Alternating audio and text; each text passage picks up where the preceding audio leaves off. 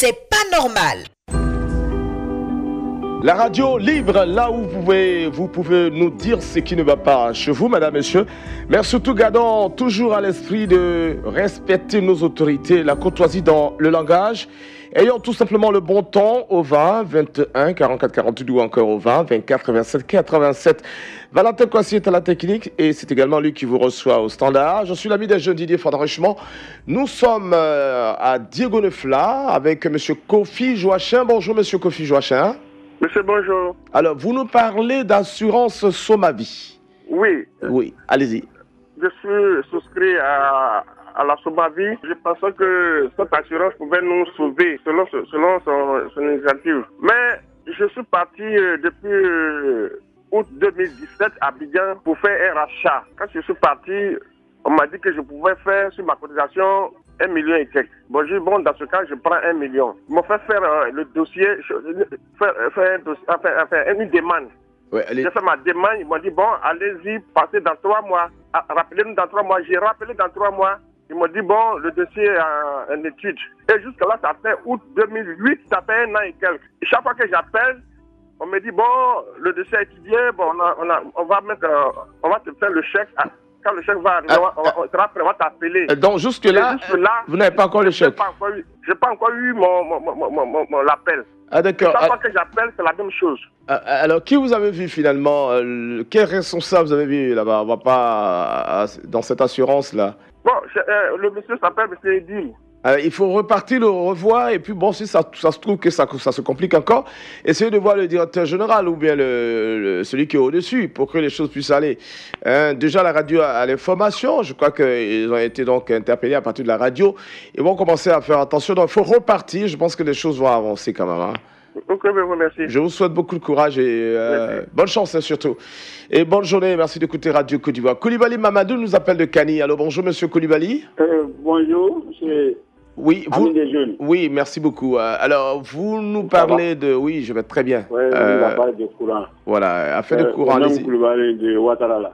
Oui. Ouais, vraiment, toujours, c'est mon problème de courant. Le gouvernement, vous pouvez voir, monsieur le président, il n'a pas voir le problème de courant. Il n'a pas... Toujours, en demande, ça ne vient pas. Oui, il faut toujours demander, ça va venir. Oui, vraiment. Voilà, vous savez que la Côte d'Ivoire est grande et on a eu tellement de problèmes avec la crise et tout. Donc, le gouvernement fait beaucoup d'efforts, mais apparemment, on a l'impression que c'est lent, mais c'est pas facile. On pardonne le gouvernement, ils n'ont qu'à essayer de voir le problème au courant. En tout cas, je peux... Je suis très content. Ancien lampadaire, la salle ne met pas. D'accord. Vous avez déjà les poteaux, il y a... Oui, on a les poteaux anciens là, ça est là. Mais nouveau qui est en demande là, c'est ça qui est l'autre. Mais ancien là, il n'y a pas courant dedans? Il n'y a pas de courant? Oui, il y a courant. Il y a courant, mais c'est déjà pas mal. Il y en a qui n'en ont même pas. Il y a courant, mais les nouveaux... Le lotissement qu'on a fait là, c'est ça en demande. D'accord, je vois, je comprends. Voilà. D'accord, il n'y a pas de problème. C'est là, le nouveau lotissement, c'est là-bas, la collège. Ok, merci Koulibaly, Mamadou, et portez-vous bien à Kani, bonne journée.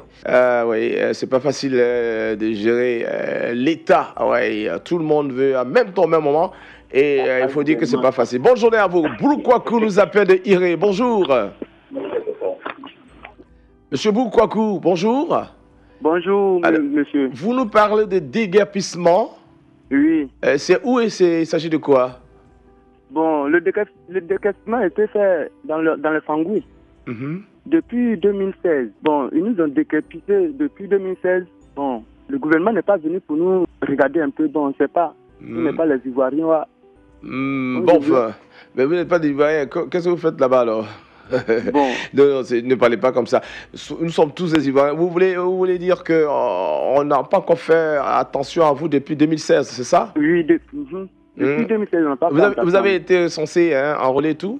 Bon, depuis on nous a décapité, même personne n'est passé ici. Ah bon? On vous a enlevé dans quelle forêt? Sangoué. Et depuis 2016, personne n'est revenu vous voir? Non. On vous avait promis... Rien n'a été dit même, rien n'a été dit. Ils nous ont venus décapiter, et puis bon, il y a d'autres qui sont partis à Diego Nefla. d'autres sont allés s'y donc on est là comme ça. Bon. D'accord. Donc, voilà, donc, messieurs, nos autorités sont à l'écoute, ne vous inquiétez pas, monsieur Bro Kwaku. Je pense que vous aurez une solution d'ici peu. En tout cas, rassurez-vous. Merci de faire confiance à Radio Côte d'Ivoire du reste. Merci beaucoup. Et bonne journée à vous. Yalé Aman nous appelle des Katasso, c'est à Divo. Bonjour, monsieur Yalé. Oui, bonjour, monsieur Didier. Oui, merci d'être avec nous sur Radio Côte d'Ivoire. Vous nous parlez de route. Oui. C'est pour vous parler des routes de Ketasso. On est situé sur la Tia-Salé d'Ivo. Oui. Et à un tout petit village juste à 11 km de Tia-Salé du nord de Niasombri. Vous traversez intégralement la forêt de Mopri. Jusqu'à Ketasso, monsieur Didier, je vous avoue que c'est un calvaire total. Maintenant, partant de Ketasso à nos nouvelles sous-préfectures qui est Chepo, là maintenant c'est une désolation. Un calvaire, c'est pas bien. Donc ce matin, j'interpelle encore une fois de plus nos élus et cadres du département de Divo, en particulier le ministre Zakba et notre maire Amédée Kouakou qui est chargé des routes de Côte d'Ivoire de nous venir en aide. Ah oui. Ils sont tous deux des poids lourds qui sont dans notre département. Donc il ne faut pas que eux, les règnes là, nous échappent aussi. On fait partie de ceux que eux contrôlent. D'accord. Donc vraiment, je demande les clémence ce matin là, qui sont les bons disciples aussi du président, parce que notre ville même est en plein chantier. D'accord. Donc d'abord même, je salue cela. Il faut que les gens, ces autorités-là pensent à nous. Ok, c'est bien noté, c'est bien dit en plus.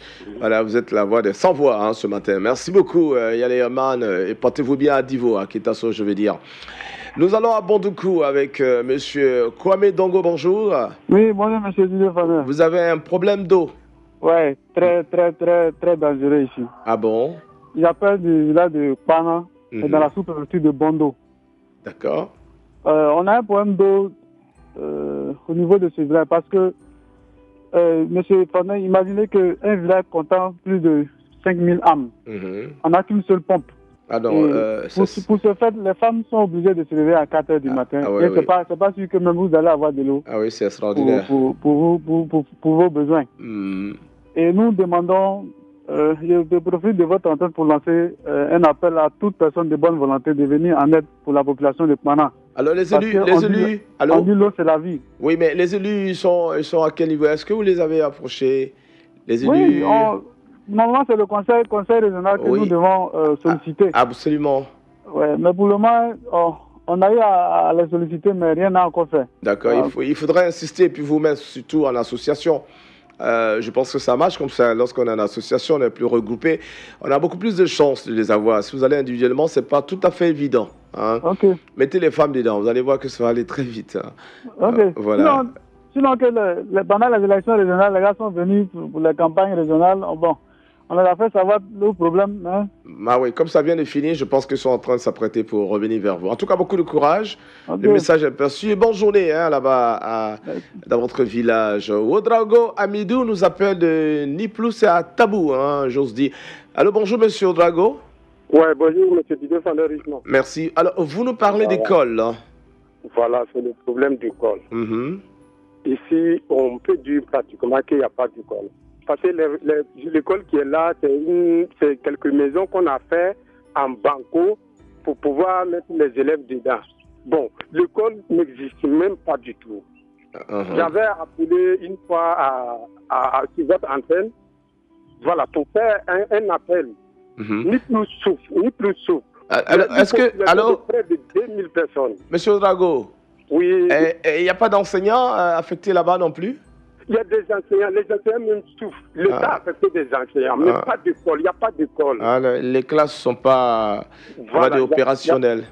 Voilà, les enseignants même là, eux-mêmes, je profite de l'antenne même pour féliciter le directeur de l'école. Ils dorment dans des baraques. Les enseignants même dorment dans des baraques.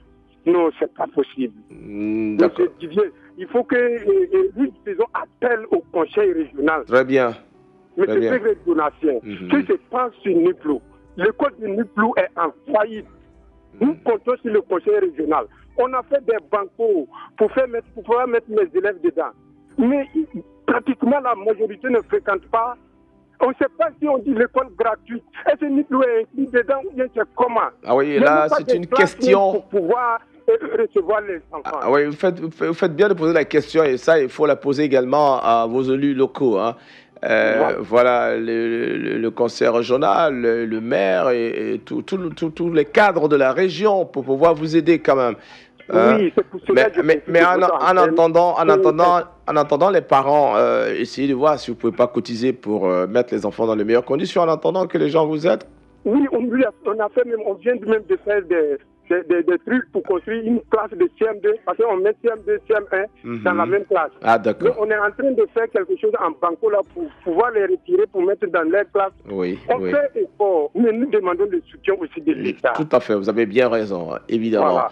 C'est vrai. Allez, merci beaucoup, beaucoup de courage et puis bien de choses aux enfants, élèves, aux enseignants des Niplou. C'est à Tabo, vous nous dites.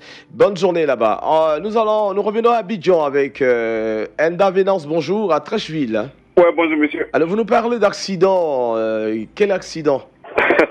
Je parle d'accident de circulation. Oui, d'accord. À Abidjan, il y a beaucoup d'accidents. Vous avez vu sur le pont de Golfe avant-hier, il y avait des accidents. Et puis sur l'autoroute entre Djibodo et Kébissou, c'est grave. Il y avait 4 morts sur le sang, vraiment. C'était pas sur les lieux, mais il y a des frères qui venaient. La bouteille, elle a pris pendant, disons, 4 du temps. Hein. Donc, comme tout est pas c'est pas ce qui passe, et gros au niveau accident sur la République Côte d'Ivoire pour ne pas de ça. Hier même encore, il y a un bébé qui a renversé un véhicule, qu'on l'appelle Toumoudi. Tout ça là, vraiment, sans côté, c'est pas ça bien ici. Oui, justement. Donc, qu'est-ce que l'État va faire? Moi, je veux qu'il prenne les précautions.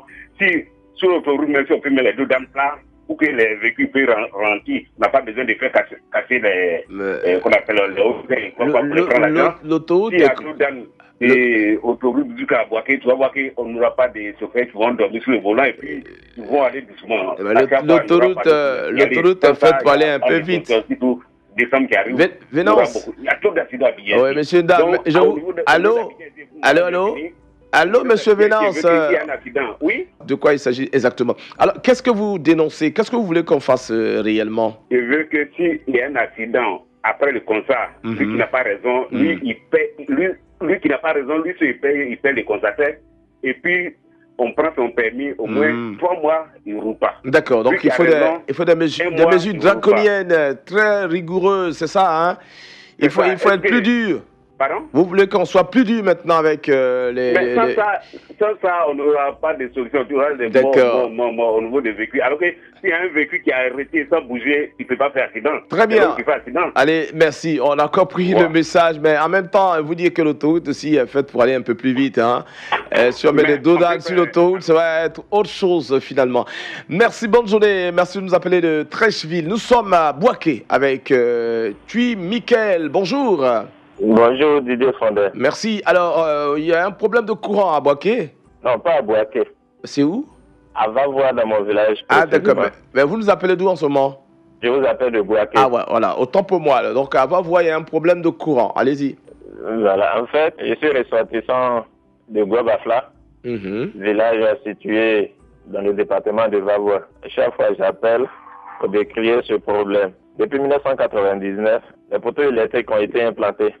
Même les lampadaires, le transfo, tout est installé. Mais jusqu'à présent, le village n'est pas électrifié. Même les lignes de haute tension sont passées dans le village pour une sous-préfecture. Présentement, la sous-préfecture de Dania est électrifiée. Mais mon village n'est pas électrifié. Voilà pourquoi à chaque fois, j'appelle. D'accord. Et pour demander pardon au gouvernement, venir en aide à mon village. D'accord, je vois. Parce que, sincèrement, on ne peut pas émerger dans l'obscurité. Ah oui, tout à fait. Oui, je d'accorise. Merci beaucoup. On a compris le message. Je crois que c'est un problème récurrent sur l'ensemble du territoire. Et je pense que les Ivoiriens doivent faire beaucoup d'efforts en plus de ce que fait le gouvernement déjà. À Bas-Roger. Et Bas-Roger, autant pour moi, nous appelle de San Pedro. Bonjour. Bonjour, monsieur. Alors, vous nous parlez de la CNPS. Oui, oui. Allez-y. Bon. La CNPS, j'ai travaillé à Unico, une société. J'ai travaillé dans une société donnée pour ne pas faire de publicité. Ça nous arrange, c'est mieux. Allez-y. Voilà. Et cette société-là, elle a disparu. J'ai travaillé en 1990. Mais comme elle n'existe plus, vous pouvez la citer, il n'y a pas de problème, elle n'existe plus. Donc, donc elle n'existe plus. Je suis arrivé au moment de ma retraite. Oui. Je vais, pour me conseiller mon dossier, on me dit de faire venir le dossier de la CNPS, c'est la CNPS qui m'a déclaré en 90. Oui. J'ai fait que 6 mois dans cette entreprise-là. Maintenant, je suis passé au port où j'ai travaillé. Je suis maintenant venu à la retraite. Je vais maintenant conseiller mon dossier. On me dit de faire venir le certificat de travail de Unico, plus le relevé nominatif, le relevé nominatif de salaire de Unico. Or, nous étions des contractuels. Nous étions des contractuels et on n'a pas eu tous ces... Vous n'aviez pas de bulletin de salaire? Pardon, on n'a même pas de bulletin de salaire. On nous payait par semaine. Vous arrivez, on vous donne, à l'époque, c'est 8 000 francs par ce qui venait à la chose qu'on appelle au SMIC mensuel. Ah oui, je vois. Vous voyez. Donc, on finit.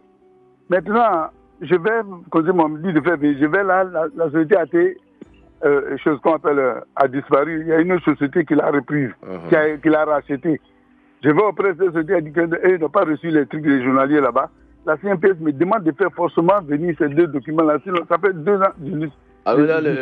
Le problème est assez difficile à gérer. Oui. Alors, vous êtes allé plusieurs fois voir les responsables de la CNPS, vous leur avez expliqué tout cela? Oui, je l'ai expliqué. On m'a mis à une commission. Il y a une commission qu'on dit la commission de règlement des litiges et des recours gracieux. Bon, il y a des gens qui ont fait 15 ans.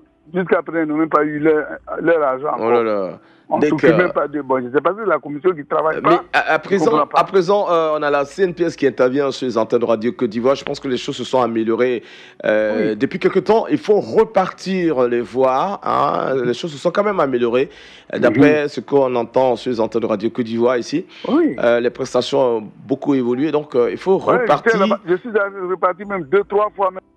Là, bon, on a eu l'essentiel du message. Et c'est d'ailleurs avec lui que nous allons terminer cette émission.